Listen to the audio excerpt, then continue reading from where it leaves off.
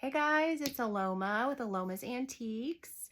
I just wanted to jump on and kind of introduce myself. Most of you already know me. I've been doing antiques and collectibles for years. I also run an estate sale company. I've been very busy with that, so pardon my day off Phyllis Diller look, but this was the best I could do today because I've just been so tired from working. And so basically, I've been buying and selling antiques and vintage items, random collectibles for a really long time. Like basically when eBay first started, back in the 90s, whenever it was in the early 90s, I think, I was buying and just learning how to sell stuff. So I've just kind of always had that passion, and I've jumped from different things through the years as needed, but I have focused on antiques and collectibles for most of my resale life. And I've always enjoyed it because I do love to collect things myself. And so the thrill of the hunt is always, it's exhilarating. And those of you that thrift and antique and yard sale, you know what I'm talking about. That crazy, like, I found something so good. And then when you know that you found something really good and you're going to be able to make money on it, that's even more of a rush, I guess you can say. So this last year, I realized that my antique business was starting to dwindle. And on top of that, it was really difficult to keep my inventory under control. So I have two consignment spaces, one in two different malls, one on either end of town. And I have really tried to keep them stocked and have some interesting things. But anybody that does that kind of business knows how important it is to work those booths, change them out, refresh, reprice, take stuff out, put stuff in. It is a tremendous amount of work. And I got slammed with estate sales this year, more than a little bit more than normal, and some really big ones. So they took a lot of extra time, and I've just been tired, tired, constantly going, setting up the estate sales, pricing the sales, breaking down the sales. It's just been pretty consistent all year. And my antique business has suffered a little bit because of it. And I just got tired of seeing all this stuff sitting out on my back porch. Like, that's the first thing I see when I walk in. It's like I have an enclosed mudroom porch area back there, and that's where I set all my stuff. I can't even say I stash it there because it's literally just out in the open. I've got shelves and stuff that I've tried to keep organized, but I never really was prepared to have that much stuff. And springtime is the time to stock up on all that stuff because that's when everybody starts clearing out their house. It starts warming up. So I literally spent like all spring loading up my inventory, and then some of it just sat there. So it wasn't out of control, but for me personally, I just hate that that's the first thing I see when I walk in. And if I have people over, that's the first thing they see when they walk in. And I just hate looking at the clutter.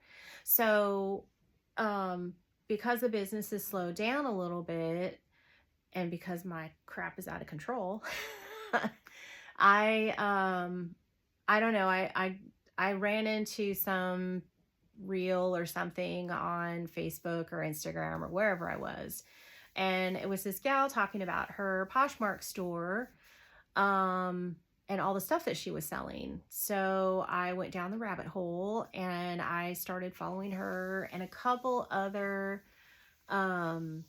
people. And I was like, gosh, I really do love shopping. I mean, it doesn't really matter what you're looking for unless you're looking for stuff for yourself.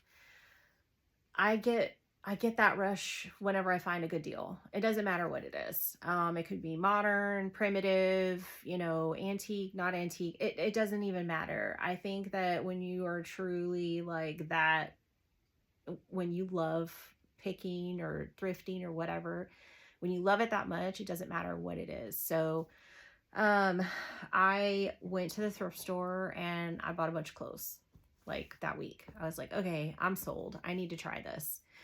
So I'm probably going to start phasing out my antique business, or, just the antique pieces, the big stuff that's really hard to ship, the breakables. I'm tired of all the eBay claims, and again, business has slowed down online. I think that, with everything going on in the world, people are just reluctant to buy stuff that's a luxury. Clothing is a necessity, and that's kind of how I look at it. So I started, I rehashed my Poshmark store probably, I think it's probably been a month and a half now. Hang on. And what I found is that I'm selling more clothes and shoes than I am selling antique items. I'm still selling stuff in my booths, but not a ton. I mean, it hasn't been super great since, early summer. So I'm kind of moving towards that platform a little bit, or that genre, whatever you want to call it. And I'm okay with that, because I'll tell you what, all the crap that I've had in my back room that's just been piled up and hanging out of boxes and bins and bags and wherever I could just squirrel stuff away in there. Now I have started organizing these nice, clean file boxes with lids, and I put all my clothes in these file boxes in gallon Ziploc bags, and I have, I don't know, like maybe 15 or so articles of clothing in each file box, maybe 20.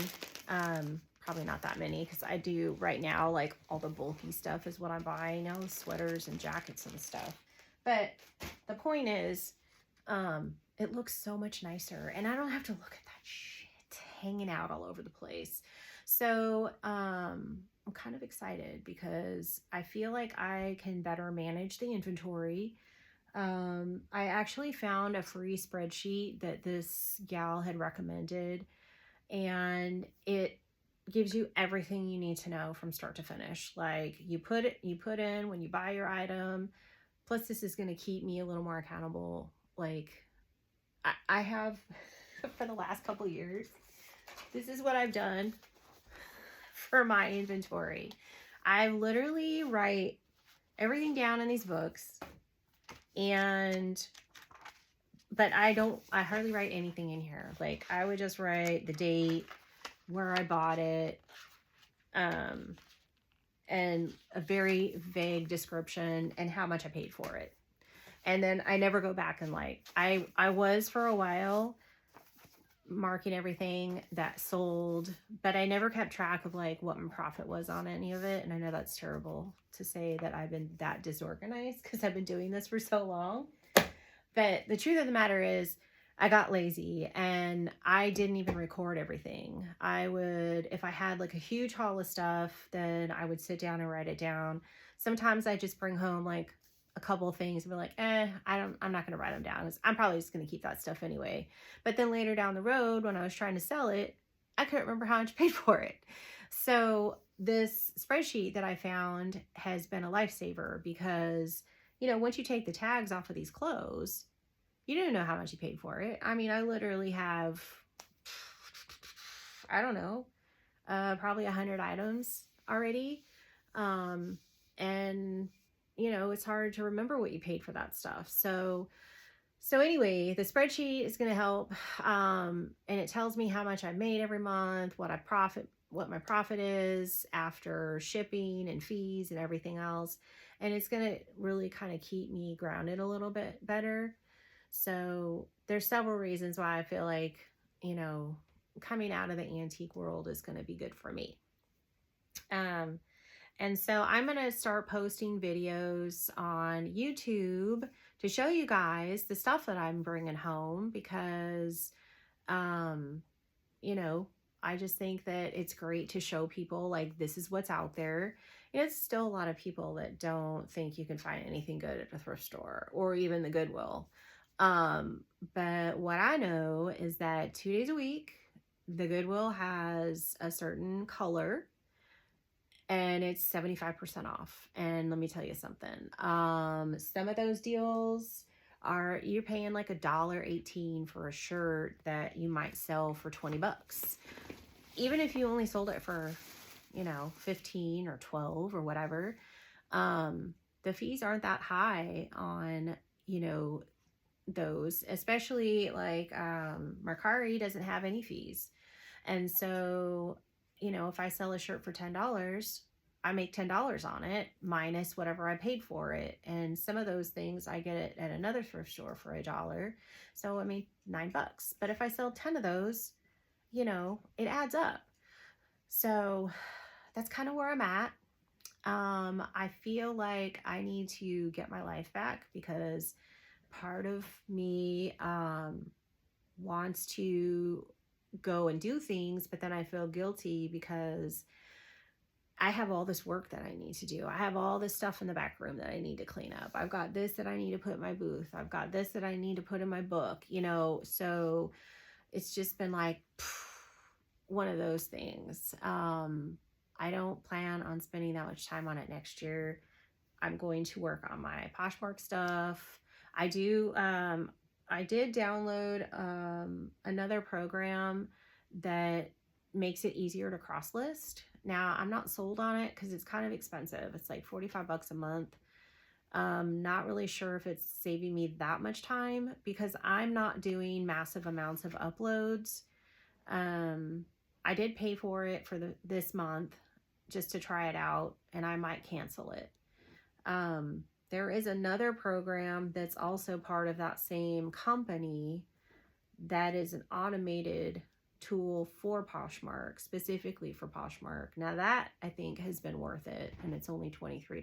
So you just kind of have to play around and see, what's going to work for you. And maybe I'll sign up for it again somewhere down the road when I'm doing, 150 uploads a month, and I need to take back some of that time.